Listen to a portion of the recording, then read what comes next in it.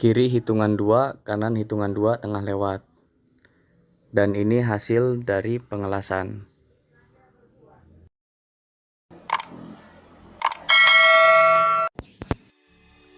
Bismillahirrahmanirrahim. Assalamualaikum warahmatullahi wabarakatuh. Pada kesempatan kali ini saya akan menjelaskan tentang bagaimana cara mengelas menggunakan mesin las listrik. Yang pertama-tama yang akan kita bahas yaitu teorinya dulu, karena prinsipnya teori itu sangat penting. Walaupun terkadang keadaan teori itu beda dengan keadaan di lapangan, tapi walaupun beda itu nggak bakal jauh-jauh amat. Jadi prinsipnya itu penting untuk memahami teori. Kalau teori udah paham, terserah kita di lapangan menggunakan cara apa.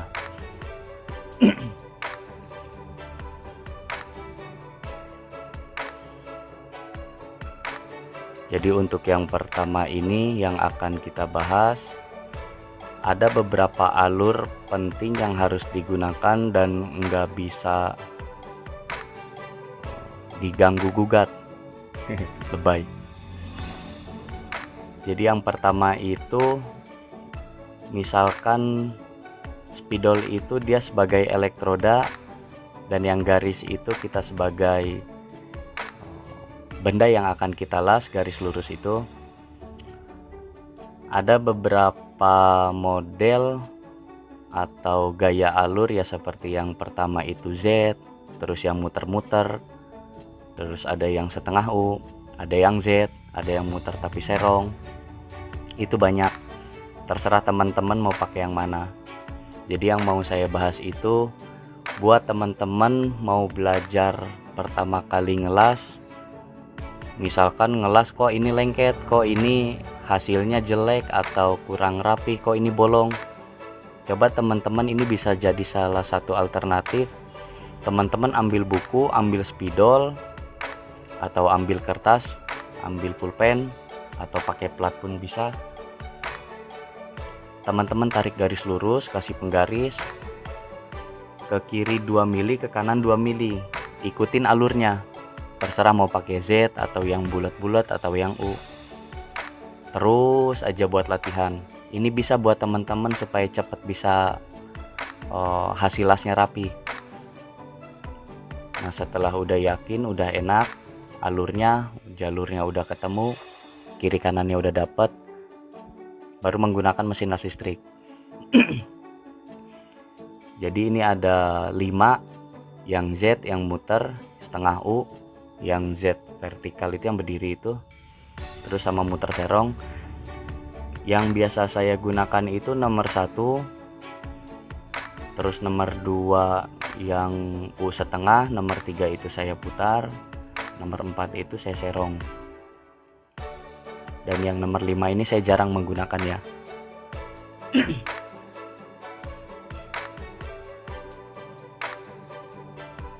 Nah, teman-teman juga harus tahu jenis-jenis kawat las.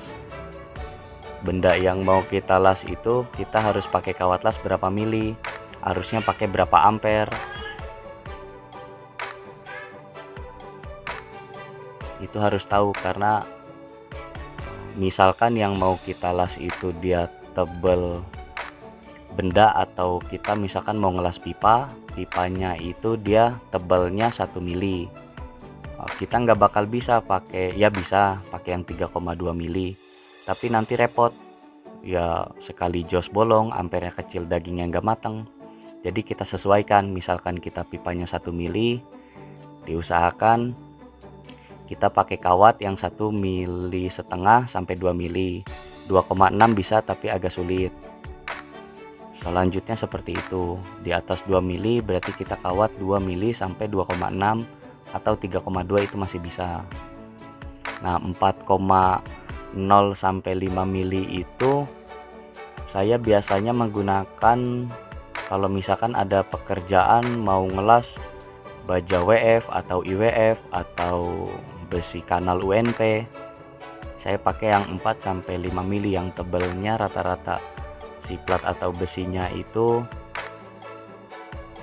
dia di atas 5,8 mili atau 5 mili ke atas. 5 sampai 2 cm sampai 3 cm pun itu bisa.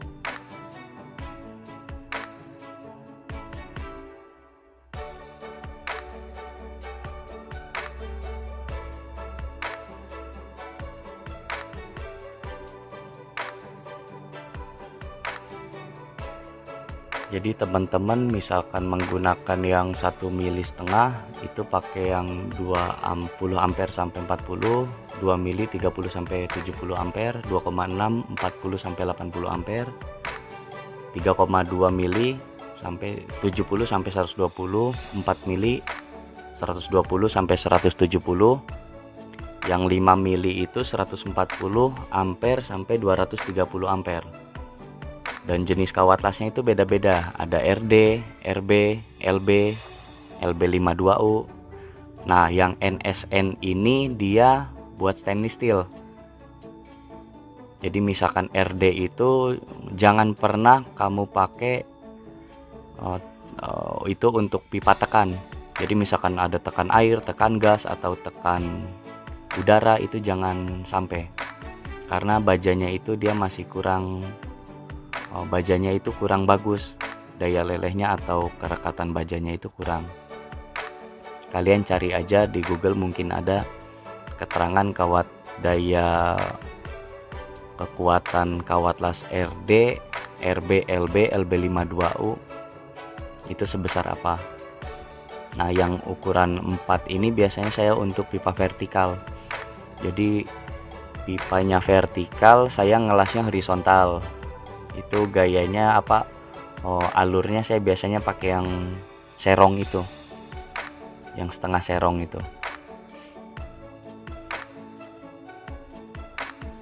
Belajar ngelas itu gampang teman-teman. Kalau kita udah bisa ngelas itu, yang pertama kita bisa buka usaha sendiri, lebih bagus mudah-mudahan.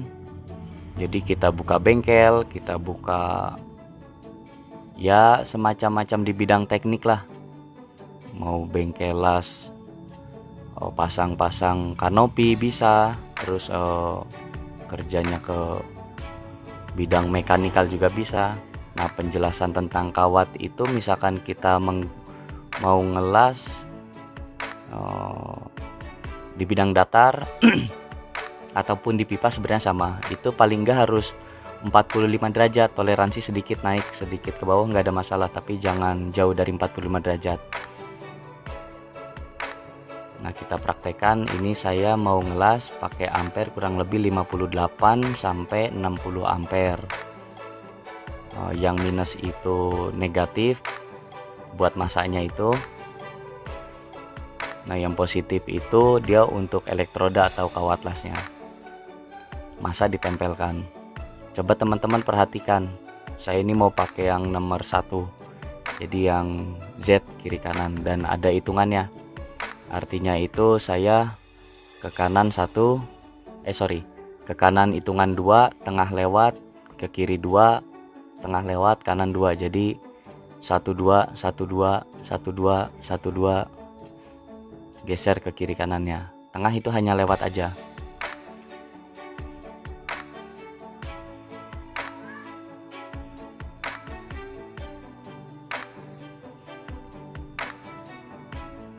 Nah ini hasil dari lasan tersebut. Jadi saya pakai ampere 58 sampai 60 ampere, kawatnya yang 2 mili.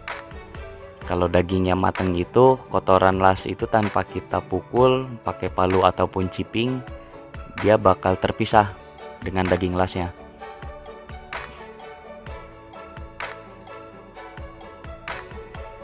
Nah ini hasilnya teman-teman. Ini gampang kok, jadi teman-teman buat latihan itu nggak usah dipotong belah sampai putus, gerinda aja pakai penggaris atau pakai siku, pakai sikon, jangan sampai putus.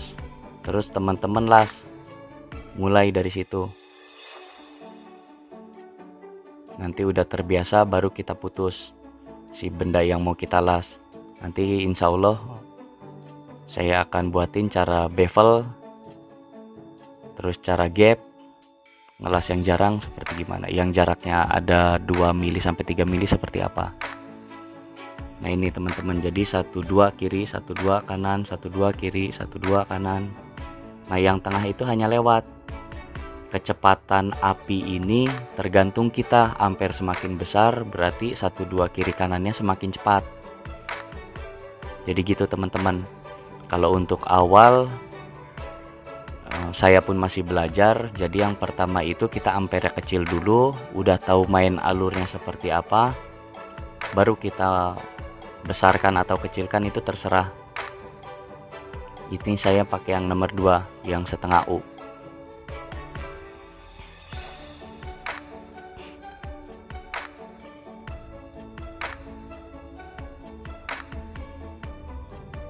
Nah ini yang mau saya putar pakai yang nomor 3. Ini yang biasa saya gunakan 1 2 3 sama 4. 5 itu saya jarang menggunakan karena yang lain udah cukup. Nah ini diputar teman-teman. Itu kenapa kok yang 2 biji di sebelah kiri, terus 3 di bagian kanan, ada 2 garis, terus yang sebelah kiri ada 1 garis. Yang 2 garis itu alternatif kalau mau belajar, kita jangan lebih dari kiri kanan dari garis tersebut, itu lebih mudah. Tapi kalau udah biasa 1 garis, kita kiri kanannya bisa dengan sendirinya bisa. Nah ini yang serong. Nah yang terakhir ini yang apa, Z miring apa namanya ini.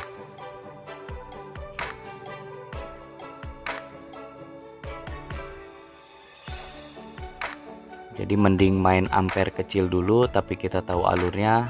Ibarat mau belajar mobil itu kamu tahu dulu atau pinter dulu, ngebut itu gampang kalau udah pinter, nanti dengan sendirinya. Kali video ini bermanfaat, mudah-mudahan teman-teman yang belum bisa cepat bisa dan bisa lebih rapi dari saya. Terima kasih buat teman-teman yang udah nonton sampai tuntas. Tunggu video selanjutnya, jangan lupa di subscribe ya. Assalamualaikum warahmatullahi wabarakatuh.